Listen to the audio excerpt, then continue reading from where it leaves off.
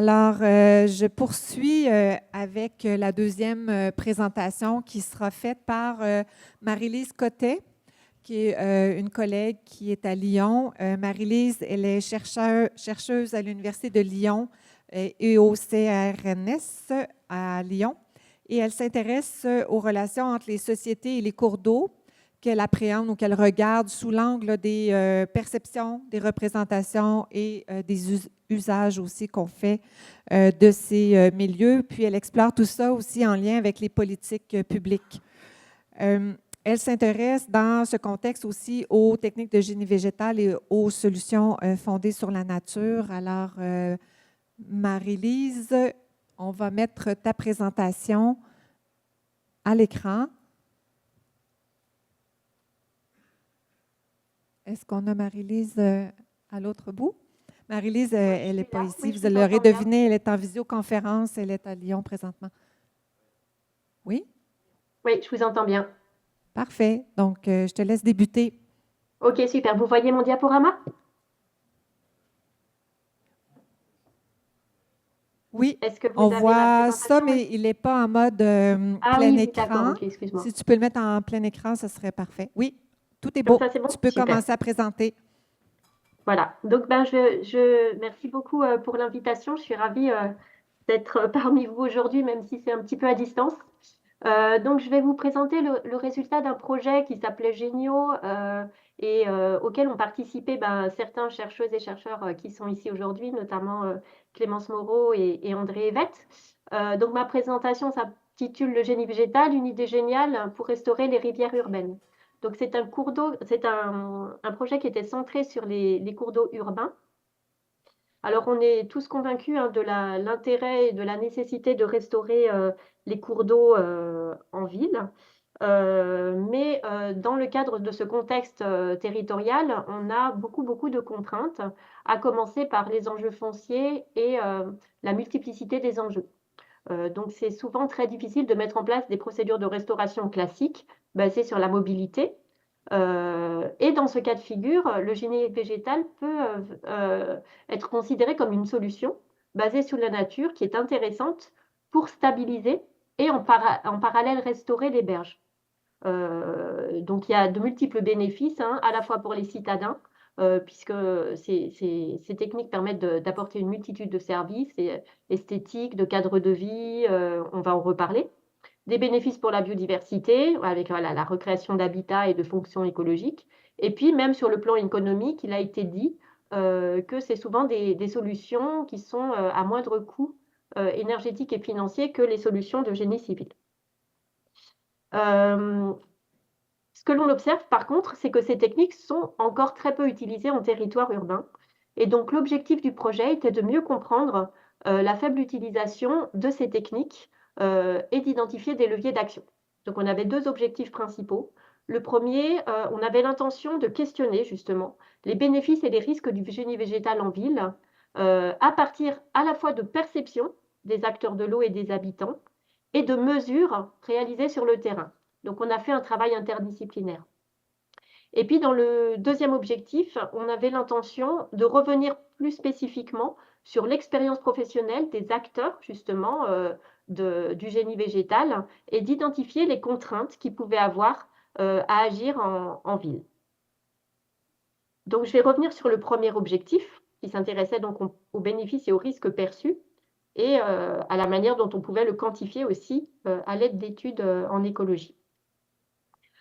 Donc, je vous l'ai dit, c'est un travail interdisciplinaire donc, qui a été basé sur déjà des relevés en écologie. On a échantillonné 12 ouvrages de stabilisation de berges, donc à la fois des enrochements, donc du génie civil, des techniques mixtes et du génie végétal pur. Voilà.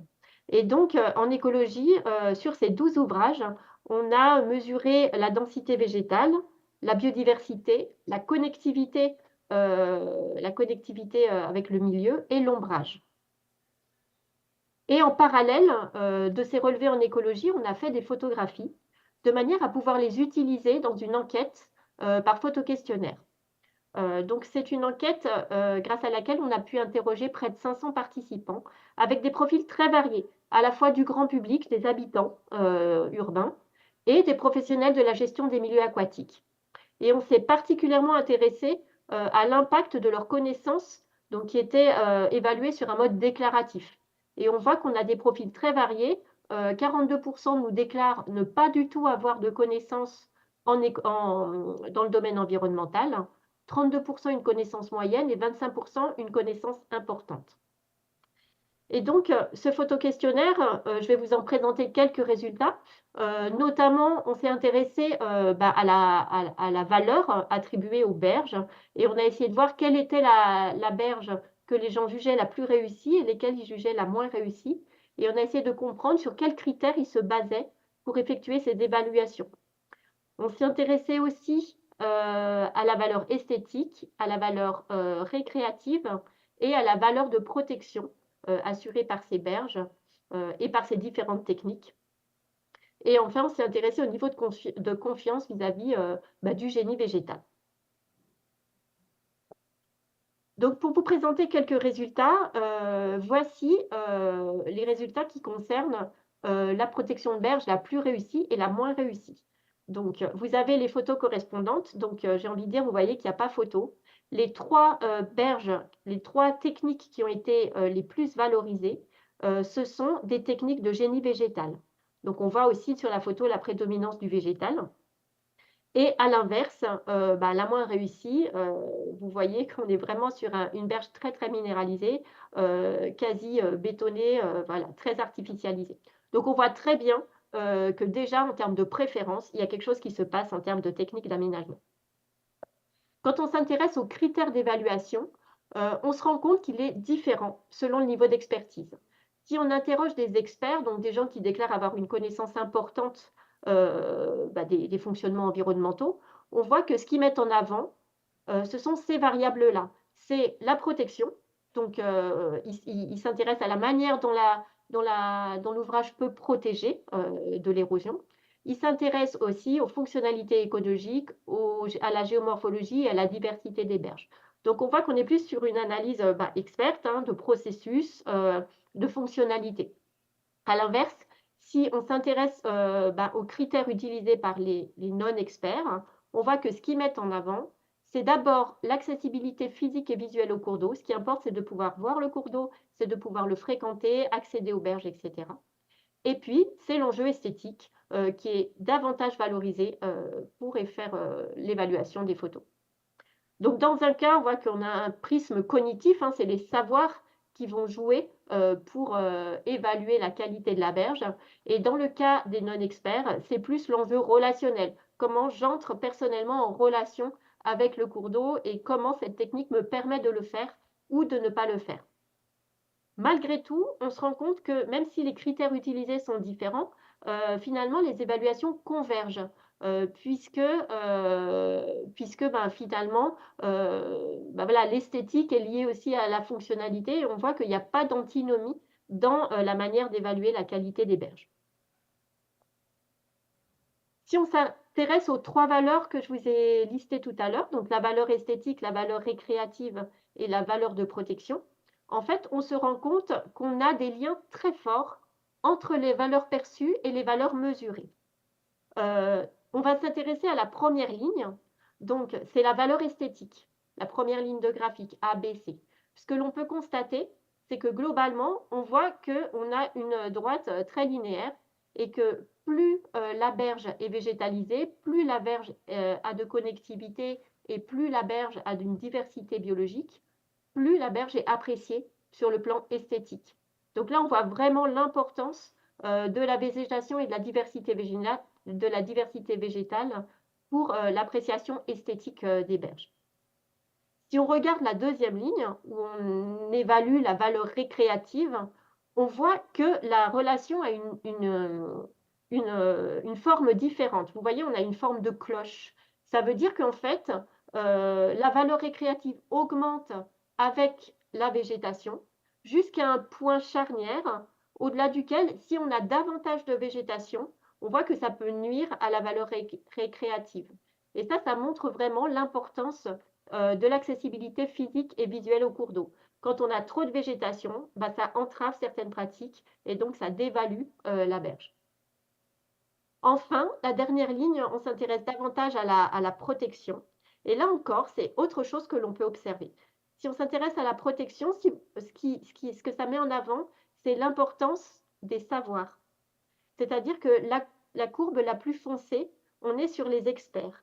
Les experts, on voit que la valeur de protection, elle est la même avec ou sans végétation. Ça veut dire que globalement, ils trouvent les techniques végétales fiables, en tout cas qu'elles protègent au moins autant que les techniques de génie civil.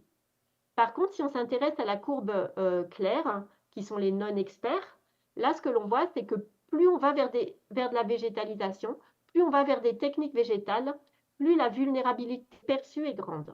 Et donc là, on a de vrais enjeux de perception du risque et de vulnérabilité avec les techniques de génie végétal. C'est confirmé hein, avec une question très précise qui leur était posée. Cette question, c'était si votre propriété devait être protégée de l'érosion du cours d'eau, auriez-vous confiance en ces techniques de génie végétal? Alors, ce que l'on observe, c'est que globalement, on a 57% des personnes qui nous disent qu'elles auraient tout à fait confiance. Par contre, on voit qu'on a une variabilité très forte de cette confiance en lien avec l'expertise. Et que les experts, eh ben, 77%, ils ont tout à fait confiance, alors que quand on n'a pas d'expertise, ils sont que 46%, donc même pas la majorité, à dire qu'ils auraient tout à fait confiance. Donc on voit que l'enjeu de la perception du risque est majeur. Quand on s'intéresse aux réticences vis-à-vis de ces techniques, alors bien sûr, il y a toutes les questions de protection, je ne reviens pas dessus, c'est assez majeur. Et il y a deux autres critères qui peuvent intervenir et ça me paraissait intéressant de les souligner. Celle la plus à droite, vous voyez, qui a été citée avant tout hein, par des personnes qui n'avaient pas d'expertise, ils nous disent les travaux impliquent dans un premier temps de détruire la nature. Donc là, on a vraiment un enjeu éthique aussi de se dire, ben, pour restaurer la nature, je dois détruire la nature en place parce que je vais couper des arbres, parce que je vais retalluter les berges, etc. Et donc là, il y a vraiment un point majeur aussi, un nœud sur qu'est-ce que c'est que la nature et pourquoi pour restaurer la nature, je dois avant tout détruire la nature. Un autre critère qui me paraissait intéressant, c'est le deuxième carré vert, hein, c'est de se dire les berges ont l'air mal entretenues, les végétaux ne sont pas bien taillés, ça ne fait pas propre, ce n'est pas joli. Donc on voit qu'il y a aussi des enjeux d'entretien de ces berges en termes notamment d'entretien de la végétation et pourquoi pas de taille. Donc voilà pour le premier objectif. Et maintenant, si on passe au deuxième objectif, où on s'intéresse vraiment au retour d'expérience des professionnels du génie végétal. Donc là, on a eu une méthode un peu différente. Hein. On a fait des entretiens semi-directifs auprès des acteurs de la filière du génie végétal. Donc des entretiens, c'est vraiment une méthode d'enquête en sciences sociales où on va avoir une discussion avec des thématiques cadrées, mais une discussion assez ouverte où les gens nous parlent de leur expérience et des différents points qu'on a décidé d'aborder avec eux dans l'entretien. Donc, on a interrogé 17 personnes qui intervenaient à différents moments du cycle de vie des ouvrages de protection de berge. Donc, des personnes qui étaient dans l'innovation, de la recherche ou des bureaux d'études, des personnes qui étaient dans la conception et la planification, dans la maîtrise d'œuvre et enfin dans la gestion. Alors, grâce à ce travail, ce qu'on a pu mettre en évidence, c'est que finalement, le passage du génie civil au génie végétal, ce n'est pas un simple changement technique, mais ça demande vraiment de revoir complètement, enfin on dit de changer de paradigme de gestion, ça veut dire de revoir complètement la manière dont on envisage la gestion et que ce n'est pas juste faire une petite transition, quoi. Il faut vraiment changer complètement de manière de faire et de penser. Donc, pour vous illustrer ça, je vais revenir sur 3 points majeurs du travail hein, qui a été principalement réalisé par Clémence Moreau. Le premier point, c'est tout d'abord, passer du génie civil au génie végétal, ça suppose de redéfinir vraiment ce que l'on appelle la performance des ouvrages. Pour différents aspects, déjà, cette performance, elle ne s'évalue pas du tout aux mêmes échelles temporelles. Quand on construit du génie civil, la protection, elle est efficace immédiatement. Mais quand on construit du génie végétal, quand on s'appuie sur ces techniques, eh ben, cette protection, elle est peut-être faible au début, mais elle va augmenter dans le temps. Donc, on ne peut pas penser le projet selon les mêmes temporalités. Le deuxième point en lien avec la performance, c'est qu'on ne peut plus envisager seulement la performance de ces solutions en lien avec la protection qu'elles assurent. Et il faut inclure dans la réflexion sur la performance toutes les autres dimensions, écologiques, sociales. On ne peut pas les penser sans se dire, ben, finalement, ce projet, il va également contribuer à augmenter la biodiversité, à diminuer l'empreinte écologique potentiellement, ou à accroître la qualité de vie en ville, etc. Donc, il faut vraiment penser ça comme quelque chose de multidimensionnel. Le deuxième point, même si on en a déjà un petit peu parlé, ben c'est il faut vraiment avoir un travail et une réflexion sur l'acceptation et le partage des risques. Tout d'abord, accepter les risques. Donc, je vous l'ai montré hein, tout à l'heure avec l'enquête, les professionnels qu'on a interrogés jugent globalement ces techniques fiables, même si on ne peut pas trop le mesurer. Mais malgré tout, il y a un besoin de convaincre les habitants et les élus de leur fiabilité. Et on voit que c'est un gros travail à faire et de concertation et quelque chose qui est à réfléchir. Vous avez un extrait à droite, même si on sait qu'au début on prend un risque, ça peut être un beau pari à gagner. Donc c'est là aussi que se passe la phase d'acceptation. Et qui dit accepter les risques dit aussi partager les risques, puisque le risque accru qui est pris, notamment les premières années, les premiers mois de la construction des ouvrages, ça va vraiment interroger la responsabilité juridique et financière des acteurs du projet. Et en tout cas, ce qu'on nous a rapporté, c'est que jusque-là, on a un cadre juridique qui est assez peu clair sur ces questions et qui peut aussi décourager les maîtres d'ouvrage, les porteurs de projets, d'avoir recours à ces techniques, ou alors d'avoir un surdimensionnement, par exemple. Et là, par exemple, on nous dit, il y a un sujet sensible, la problématique de partage du risque. Comment est-ce qu'on peut discuter avec les maîtres d'ouvrage de ces sujets? Qu'est-ce qu'ils attendent de nous? Parce que bien souvent, on a l'impression qu'on est un peu chacun dans notre coin. Donc, on voit aussi qu'on a un besoin de clarification et de dialogue entre professionnels pour traiter de ces questions. Et le dernier point, c'est que passer du génie civil au génie végétal, ça suppose aussi de changer de posture professionnelle. Ce que l'on observe, c'est que toutes les personnes qu'on a pu interroger avaient des profils, et qui s'impliquaient hein, donc dans ces solutions de génie végétal, avaient des profils multidisciplinaires qui combinent à la fois des compétences et des appétences, j'ai envie de dire aussi, des intérêts techniques et non techniques avec la capacité de dialoguer avec diverses parties prenantes au-delà des enjeux techniques. Et que toutes nous ont dit valoriser et vouloir développer aussi les échanges, les retours d'expérience entre professionnels parce qu'ils tirent vraiment parti de cet apprentissage partagé. Voilà. Et ils ont tous aussi une aptitude, hein, on l'a bien vu dans les entretiens, à se questionner, à s'adapter. Et c'est vraiment des qualités qui sont nécessaires justement au processus hein, d'essai-erreur que nécessite l'utilisation de ces techniques et la prise de risque.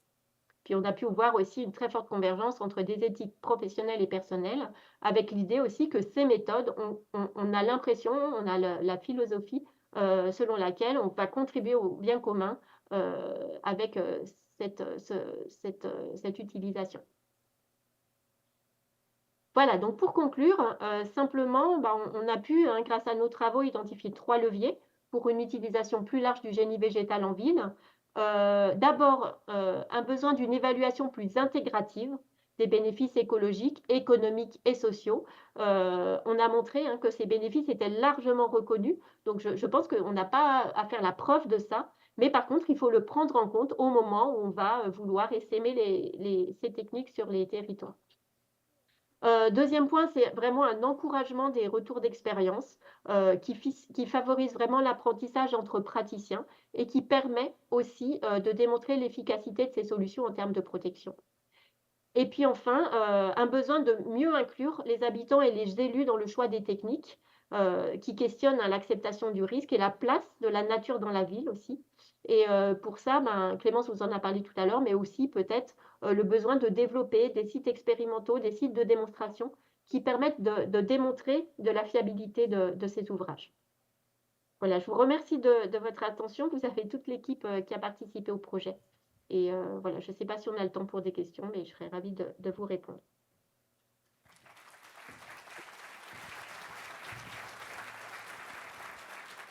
Merci, Marie-Lise. Si tu le veux bien, ah oui, on te voit. Justement, j'allais te suggérer d'arrêter le partage d'écran. Est-ce que vous m'entendez bien? Oui? Moi, je t'entends bien, ouais. Je t'observe. Parfait. Alors, est-ce qu'il y a des gens qui ont des questions dans la salle ou des commentaires ou des... C'est très tranquille ici. Peut-être que j'aimerais revenir sur la question du partage de risque, Marie-Lise. On évoque souvent ça ici. Les ouvrages de génie végétal les plans doivent être signés par un ingénieur qui porte ce risque. En fait, et je me questionnais sur où on en est dans les discussions sur comment faire là, pour réduire le risque ou partager le risque, en fait. Est-ce- Oui. Ben justement, c'est vraiment une question, un enjeu à part entière. Euh, ben, le résultat du travail, c'était vraiment de dire qu'on a besoin d'un travail juridique, en France en tout cas, pour essayer de bien démêler qui est responsable à quel moment du projet, pendant combien de temps. Parce que bien sûr, on est sur sur des territoires, des terrains avec des compétences multiples, etc. Tout un processus aussi au niveau de la chaîne du projet. Et donc, que pour ça, il y a vraiment besoin de clarifier les choses. Donc, je pense que ce serait une perspective vraiment du travail, de pouvoir travailler avec des juristes qui nous permettraient d'aller plus loin dans la réflexion.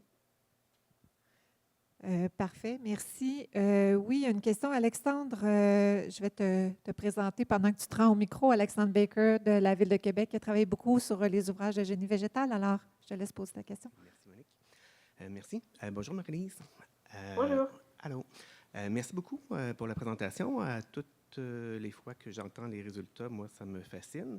Et je voulais savoir, en fait, bien que maintenant, tu as commencé à faire des collaborations avec nos collègues chercheurs ici au Québec et que tu as eu quelques expériences, je voulais savoir si ça donnait un peu le pouls là, de voir peut-être le contexte québécois est différent et sur quel levier, disons, on devrait peut-être agir en premier lieu par rapport aux recherches que tu mènes.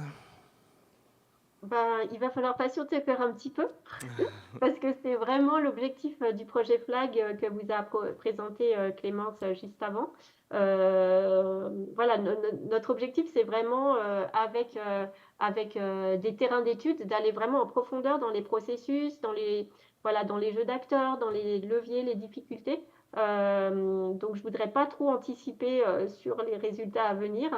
Euh, Ce qu'on a vu, enfin moi ce que j'observe aussi, c'est qu'il y a une dynamique très très forte au Québec. Enfin, on l'a vu avec les ateliers l'an dernier qui ont été mis en place, en 2022, ouais, en fin 2022, et avec beaucoup d'idées, beaucoup de motivation. Et ça, je trouve que c'est quelque chose déjà un levier à part entière, d'avoir autant d'acteurs autour de la table qui ont envie de faire avancer les choses, quoi. Donc voilà ce que je peux te dire, mais ensuite il faudra revenir nous écouter bientôt. Merci beaucoup. Merci, Alexandre. Merci, Marie-Lise. Est-ce qu'il y aurait d'autres questions? On a quand même un petit peu de temps. On était très disciplinés. Peut-être qu'il y aura lieu de poser vos questions après la prochaine conférence. Dans le fond, je vais passer. Merci, Marie-Lise. Merci.